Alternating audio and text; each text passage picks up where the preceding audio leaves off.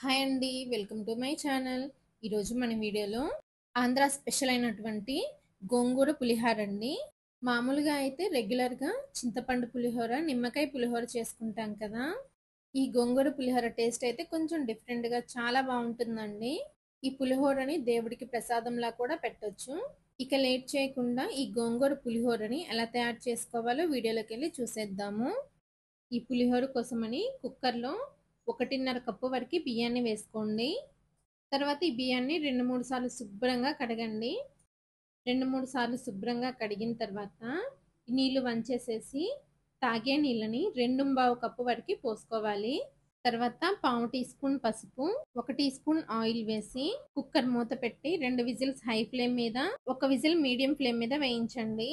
ఇలా చేయడం వలన అన్నం పొడి పొడిగా వస్తుంది. తర్వాత పాన్ లో 1 టీ స్పూన్ ఆయిల్ వేసుకోవాలి. ఆయిల్ హీట్ అయిన తర్వాత 1 స్పూన్ మెంతులు, 1 స్పూన్ ఆవాలు వేసి ఆవాలు చిటపట్లాడే వరకు కలుపుతూ లో ఫ్లేమ్ మీద వేయించండి. మెంతులు బాగా వేగితేనే పులిహోరకి మంచి రుచి వస్తుందండి, లేకపోతే పులిహోర చేదుగా ఉంటుంది. తర్వాత దీనిలోనే 8 నుండి 10 ఎండుమిరపకాయలను వేసుకొని ఎర్రగా వేయించుకోవాలి. ఎండుమిరపకాయలు కూడా చక్కగా వేగిన తర్వాత వీటి మొత్తాన్ని ఒక మిక్సీ జార్లోకి తీసుకోవాలి. మిక్సీలోకి తీసుకున్న తర్వాత ఇవి పూర్తిగా చల్లారిన తర్వాత మెత్తటి పౌడర్ని చేసుకోవాలి. తర్వాత ప్యాన్లో 3 నుండి 4 టేబుల్ స్పూన్ల వరకు ఆయిల్ని వేసుకోవాలి. తర్వాత దీనిలోనే 100 గ్రాముల వరకు గోంగూర ఆకుల్ని వేసుకోవాలి. తర్వాత రుచికి తగినంత ఉప్పు, 1/2 టీ స్పూన్ పసుపు వేసుకుని బాగా కలుపుకోవాలి. గోంగూర బాగా వేగి నూనె పైకి తేలాలండి, అప్పటి వరకు వేయించుకోవాలి. గోంగూర కనుక బాగా వేగకపోతే జిగురు వచ్చేస్తుంది. గోంగూరకి నూనె ఎక్కువ ఉంటేనే రుచి బాగా వస్తుందండి. ఒకవేళ నూనె కనుక తక్కువ వేస్తే పులిహోరకి అంత రుచి రాదండి.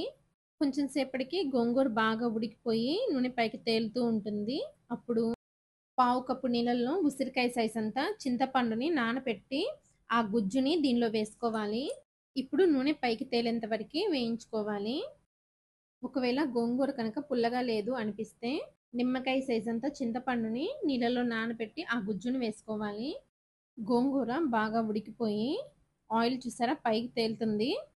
నూనె పైకి తేలిన తర్వాత స్టవ్ ఆఫ్ చేసేసి ఆవాలు, మెంతులు, ఎండుమిరపకాయలు మిక్సీ జార్లో తీసుకున్నాం కదా, వాటిని పౌడర్ చేసి ఆ పౌడర్ని వేసి బాగా కలుపుకోవాలి. ఇలా గోంగూరని బాగా కలుపుకున్న తర్వాత ఒక 2 నిమిషాలు ఈ గోంగూరని చల్లారనివ్వాలి. ఇది చల్లారిన తర్వాత మిక్సీ జార్లోకి తీసుకొని జస్ట్ 2 సార్లు పల్సిస్తూ గ్రైండ్ చేసుకోండి. చూసారు కదా, ఇలా గ్రైండ్ చేసుకున్న తర్వాత దీన్ని పక్కన పెట్టి తర్వాత గోంగూరని ఉడికించాం కదా, అదే కడాయిలో అన్నాన్ని వేసుకోవాలి. అన్నాన్ని చల్లారిన తర్వాత వేసుకోవాలి. తర్వాత గ్రైండ్ చేసిన గోంగూరను వేసుకుని బాగా కలుపుకోవాలి. అన్నం వేడిగా ఉన్నప్పుడు గోంగూర వేసి కలిపారంటే అన్నం ముద్దగా అయిపోతుందండి. చూసారు కదా, ఇలా మొత్తం బాగా కలుపుకున్న తర్వాత ఇప్పుడు దీనికి తాలింపు పెట్టుకుందాము. తాలింపు కోసమని తాలింపు గిన్నెలో 2 టేబుల్ స్పూన్ల వరకు ఆయిల్ని వేసుకొని 3 టేబుల్ స్పూన్ల వరకు పల్లీలు వేసుకుని ఎర్రగా వేయించుకోవాలి. వేరుశనగ పప్పు వేగి పగులుతుంటాయండి, అప్పుడు 1 టీ స్పూన్ ఆవాలు వేసుకొని చిటపట్లాడించాలి. తర్వాత 1 టేబుల్ స్పూన్ పచ్చిశనగ పప్పు, 1 టీ స్పూన్ మినపప్పు వేసుకొని వేయించుకోవాలి. ఇందులోనే 2 ఎండుమిరపకాయలు, 2 రెమ్మల వరకు కరివేపాకు వేసుకొని వేయించుకోవాలి.